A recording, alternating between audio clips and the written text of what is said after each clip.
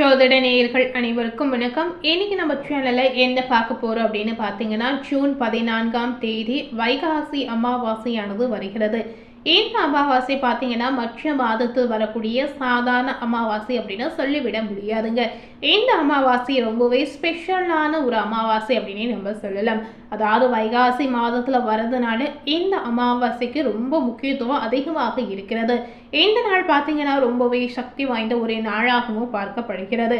So இப்படிப்பட்ட இந்த நாளில் உங்களுடைய வாழ்வை நீங்கள் வளமாக்கணும் அப்படின்னு நினைத்தாலும் சரி, உங்கள் வாழ்க்கையில் நடக்கக்கூடிய பிரச்சனைகள் தீரணும் அப்படின்னு நினைத்தாலும் சரி, இந்த அமாவாசை நாளில் உங்களுடைய முன்னோர்களுக்கு இந்த ஒரு விஷயத்தை நீங்கள் தவறாமல் செய்து வாருங்க.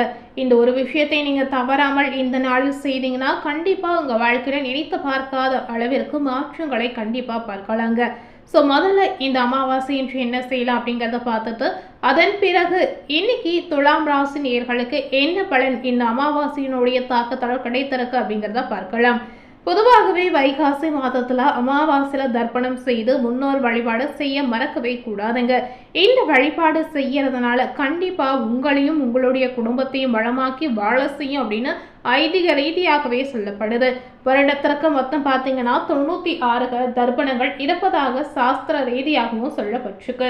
மாதந்தோறும் வரக்கூடிய அமாவாசை, ஒவ்வொரு மாதமும் பிறக்கிற தமிழ் மாதம், அது மட்டும் இல்லாமல் கிரகணங்கள், புரட்டாசி மகாலய பட்சத்தின் காலங்கள் என முன்னோரை வழிபடுவதற்கு உரிய நாட்களாக, முன்னோர்களுக்கான ஒரு நாட்களாக, முக்கியமான நாட்களாக 96 நாட்கள் இருப்பதாக விரிவாக சொல்லி இருக்காங்க. அமாவாசை என்பதை முன்னோருக்கான ஒரு நாளாகவும் பார்க்கப்படுகிறது. இந்த நாளில் முன்னோரை நினைத்து அவர்களுடைய படங்களுக்கு பூக்களால் அலங்கரிப்பதும் தூப தீபங்கள் காட்டி ஆராதனை செய்வதும் மிகுந்த நற்பலனை நமக்கு ஏற்படுத்தி கொடுக்கும் அப்படின்னு சொல்றாங்க.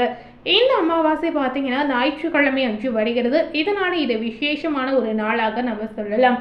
இந்த நாளில் மறக்காமல் முன்னோர்களுக்கு நீங்க ஆராதனை செய்து அவர்களுடைய படங்களுக்கு பூக்கள் சாற்றி அவர்களுக்கு பிடித்த உணவை நெய்வேத்தியமாக படைத்து கண்டிப்பா மறக்காமல் காகத்திற்கு கொடுக்கணும் அப்படின்னு குறிப்பாகவே சொல்லி இருக்காங்க. முன்னோரை நினைத்து உங்களால் முடிந்த அளவிற்கு இந்த நாளில் ஒரு 4 பேருக்காவது நீங்க தயிர் சாதம் அல்லது எலுமிச்சை சாதம் அல்லது சாம்பார் சாதம் இந்த மாதிரி உணவுகளை நீங்க தானமா கொடுத்து வரலாங்க. இந்த மாதிரி நீங்க செய்து வந்தீங்கன்னா வீட்டில் இதுவரை இல்லாத நிம்மதியும் சந்தோஷமும் இனி உங்களுக்கு அதிகரிக்கும். தம்பதிகளுக்கிடையே பார்த்தீங்கன்னா ஒற்றுமை ஏற்படும். இதனால உங்க வாழ்க்கையில் இருக்கக்கூடிய தரித்திர நிலை நிச்சயமா விலகிடும் அப்படின்னு சொல்லப்படுது.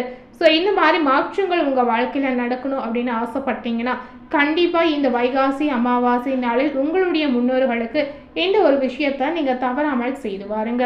ஸோ இதனைத் தொடர்ந்து இந்த வைகாசி அமாவாசை உடைய தாக்கத்தால் துலாம் ராசி நேயர்களுக்கு எந்த நற்பலன் கிடைத்திருக்கு அப்படிங்கிறத நம்ம பார்க்கலாம்.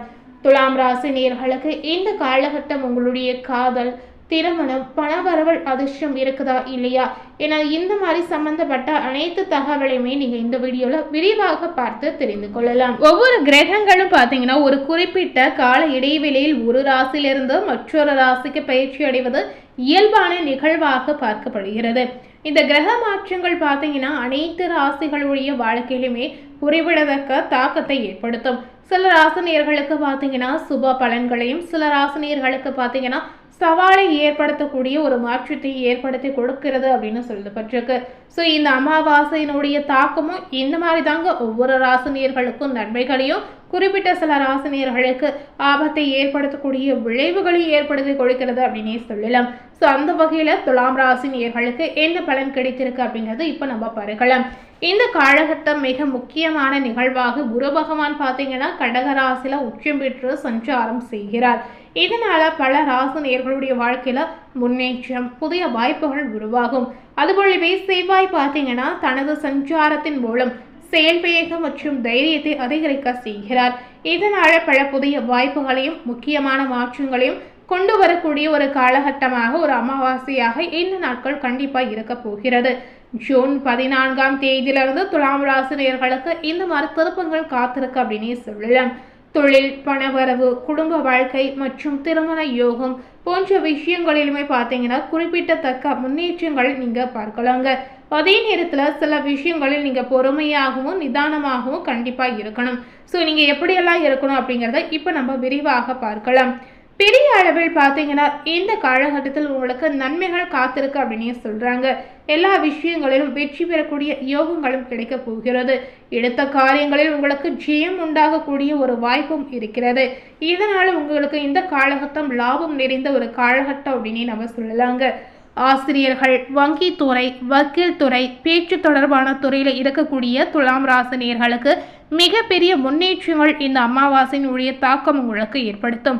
மனைவி, கணவரால் நல்ல லாபம் உங்களுக்கு கிடைக்குங்க. அது மட்டும் இல்லாமல் இரட்டிப்பு வருமானம் எதிர்பார்ப்பவர்கள் மனைவியின் பணி அழுத்தம், முன்னேற்றம், சம்பள உயர்வு, இடமாற்றம் குறித்து முயற்சி செய்யக்கூடிய ஆண்களுக்கு பெரிய சிறப்பான நன்மைகள் இந்த காலகட்டம் ஏற்படுத்தி கொடுக்கலாம். காதல் கைகூடும் யோகம் உங்களுக்கு இருக்கிறது. கணவன் மனைவி அடையாளம் காட்டக்கூடிய நல்ல காலகட்டமாக அமையலாம். பிறந்து விடலாம் என்று நினைத்த தம்பதிகள் மீண்டும் ஒன்று சேரக்கூடிய யோகங்கள் இருக்கிறது. இரண்டாம் வாழ்க்கை எதிர்பார்த்து காத்திருக்கக்கூடிய துலாம் ராசினியர்களுக்கு நல்ல வரன்கள் அமையும் அப்படின்னு சொல்லி இருக்காங்க. 9ஆம் இடத்தில் இருக்கும் சுக்கிரனால் நிறைய நல்ல பாக்கியங்கள் உங்களுக்கு தேடி வரும். நல்ல பள்ளி, கல்லூரி, வேலை, நல்ல கணவன் மனைவி, பிள்ளைகள், குடும்பம், ஆரோக்கியம், பொருளாதாரம் இது அனைத்துமே அமைவதற்கான யோகமான ஒரு அமைப்பு உங்களுக்கு இருக்கிறது. வயதுக்கேற்ப உங்களுக்கு சந்தோஷங்களும் நன்மைகளும் மாற்றங்களும் முன்னேற்றமும் அமையக்கூடிய ஒரு நேரம் அப்படின்னு நம்ம சொல்லலாங்க. இந்த அமாவாசையினுடைய தாக்கத்தால் செவ்வாய் உங்களுடைய ராசியை பார்ப்பதாலும் கோபம் தலைக்கேறும் காலகட்டமாக இருக்கிறது. ஸோ இந்த கோபத்தை மட்டுமே நீங்கள் கட்டுப்படுத்தி செயல்படுவது முக்கியமாகவே குறிப்பாக துலாம் ராசி நேயர்களுக்கு சொல்லப்பட்டிருக்கு. நீங்கள் எந்த மாதிரி விஷயத்தில் முக்கியமாக கவனமாக இருக்கணும் அப்படிங்கிறத தெரிந்து கொள்ளுங்க. அவசரப்பட்ட எந்த காரியத்தையுமே செய்யாமல் இருப்பது நல்லதுங்க. ஸோ ஏதாவது ஒரு விஷயத்தில் நீங்கள் முடிவு எடுக்கணும் அப்படின்னு நினைத்தீங்கன்னா நிதானமாக யோசித்து ஒரு முறைக்கு இருமுறை ஆலோசித்த முடிவுகளை எடுப்பது உங்களுக்கு நன்மையை தருங்க. ஸோ அவசர முடிவுகளை எடுப்பாமல் இருப்பது இந்த காலகட்டத்தில் முக்கியமாக சொல்லப்பட்டிருக்கு. பெரிய அளவில் கெடுதல்கள் உங்களுக்கு ஏற்படாது. கிரகங்கள் பார்த்தீங்கன்னா நல்ல நிலையில் இருப்பதால் நிறைய நன்மைகள் கிடைக்கக்கூடிய அற்புதமான நேரமாக உங்களுக்கு அமையலாம். ஸோ இந்த அமாவாசையினுடைய தாக்கம் உங்களுக்கு நிறைய நல்ல விதமான மாற்றங்களை ஏற்படுத்தி கொடுத்திருக்கு. இந்த நேரத்தில் எந்த மாதிரி தெய்வ வழிபாடுகளை மேற்கொள்ளணும் அப்படின்னு கேட்டிங்கன்னா இந்த நேரத்தில் முக்கியமாக நீங்கள் குலதெய்வ வழிபாடு செய்வது அவசியம் அப்படின்னு சொல்லப்பட்டிருக்கு. ஏன்னா இந்த குலதெய்வ வழிபாடு ரொம்ப நாளாக பார்த்தீங்கன்னா துலாம் ராசினியர்கள் ஒரு கடனாக செய்யாமல் இருந்து இருக்கீங்க. குலதெய்வத்திற்கு வைத்திருக்கக்கூடிய கடன் ஏதாவது இருந்தால் கண்டிப்பாக அது உடனடியாக செய்திடுங்க. இந்த வைகாசி அமாவாசை குலதெய்வ வழிபாடிற்கு சிறந்த அமாவாசை அப்படின்னே சொல்லலாம். ஸோ இன்னைக்கு நம்ம சேனலில் துலாம் ராசினியர்களுக்கு 14ஆம் தேதி வரக்கூடிய அமாவாசையினுடைய தாக்கத்தால் உங்களுக்கு என்ன பலன் கிடைத்திருக்கு அப்படின்னு பார்த்துருப்பீங்க. மேலும் இது போல ஒரு புதிய தகவலை தெரிந்து கொள்ளணும் அப்படின்னு நினைத்தீங்கன்னா மறக்காமல் நம்ம சேனலை சப்ஸ்கிரைப் பண்ணி பக்கத்தில் இருக்கக்கூடிய பெல் பட்டனையும் மறக்காமல் ப்ரெஸ் பண்ணிடுங்க. தேங்க்யூ.